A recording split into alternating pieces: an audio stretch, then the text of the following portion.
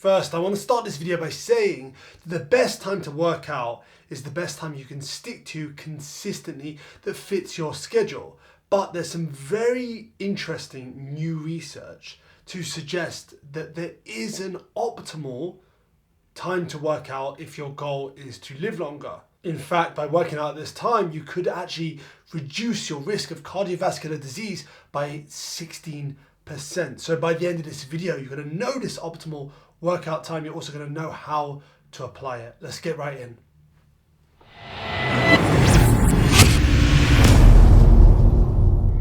A few weeks back, a very interesting paper came out on the association between physical activity and cardiovascular risk in the general population. The reason this was so interesting was because it was a large sample size.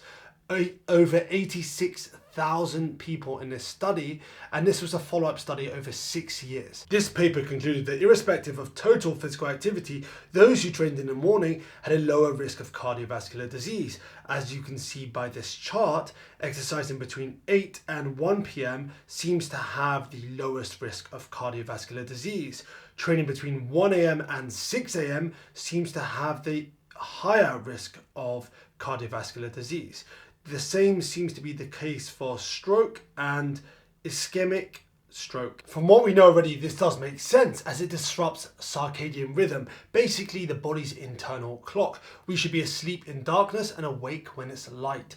One earlier study actually found that shift workers had an increased risk of cardiovascular disease by up to 40%. I completely get it. If you're not a morning person, you can still train in the evening and get a ton of health benefit. Look, I completely get it. You may not be a morning person, and that's completely fine. You can still train in the evening and get a majority of the health benefits. Just in terms of the optimal training time to maximize cardiovascular health, this would be in the morning based on the research.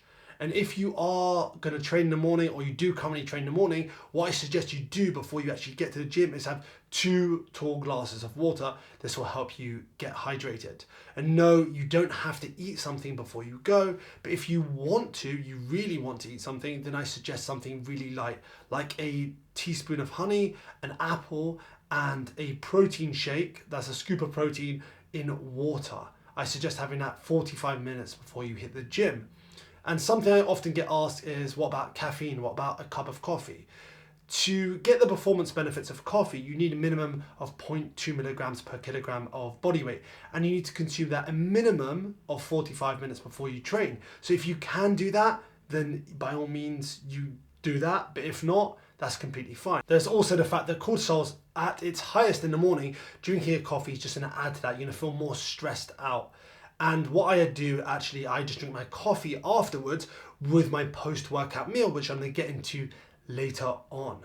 That seems to set me up for the day nicely. I actually prefer to train fasted myself, and there's actually science to support this. A 2022 meta-analysis and systematic review actually showed that eating carbohydrates before you train does not affect performance if your sessions last under 45 minutes or your fast has been less than 8 hours. I make sure my dinner is high in carbohydrates. Those carbohydrates will store in the muscles and be used for the workout in the morning. So don't worry, you can train fasted. It's not better and it's not worse. It's just a matter of preference, and I prefer not to kind of force something down. But if you're doing this, you're training fasted, I do recommend getting a post-workout meal or feeding within 30 to 60 minutes after your workout. That should contain protein and carbohydrates. I have 2 ways I like to do this. I either have a protein shake, some rice cakes with honey and banana, or I have a cereal. So the cereal's rice or maize based. I've got a rice and maize based cereal I've happened to find in the shop. Those are 2 fast absorbing carbohydrates, and I'll have that with a protein shake. Well, I call it protein milk, where I'll mix protein with water, and I'll pour it over the cereal, and I'll have that with either blueberries or some sort of berry. I prefer blueberries personally, or a chopped banana on top. That is going to help you start the recovery process. Give your body the protein it needs to build and recover your muscles, and also the carbohydrates it needs to replenish from the fact that you fasted, you trained fasted, you've depleted most of your carbohydrates. So that's a meal I suggest getting in 30 to 60 minutes after you work out. So I just want you to know that training any time of day is going to offer a ton of health benefits. This is just the optimal time based on the research that's going to be the best for your cardiovascular risk. That's all really. If you enjoyed this video, give it a thumbs up. If you've got any questions at all, comment below. I will reply to anyone and everyone that comments below, and hit that subscribe button if you're new to this channel and you haven't hit that subscribe button already. And if you want to build muscle and lose fat, head on over to my free Facebook group, join that free Facebook group, and there's a ton of resources waiting there for you to help you on your journey. Until the next video, keep pushing your limits.